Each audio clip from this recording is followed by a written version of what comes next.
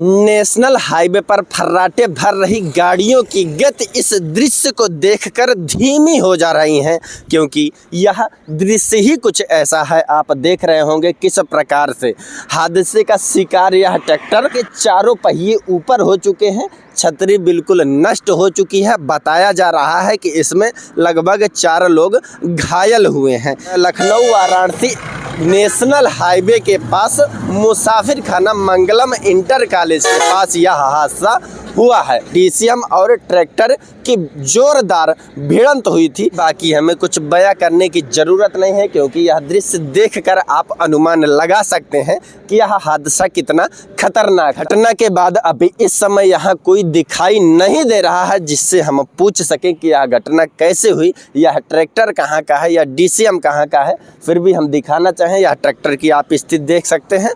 दूसरी तरफ ट्राली पराली भी बुरी तरीके से क्षतिग्रस्त हो चुकी है।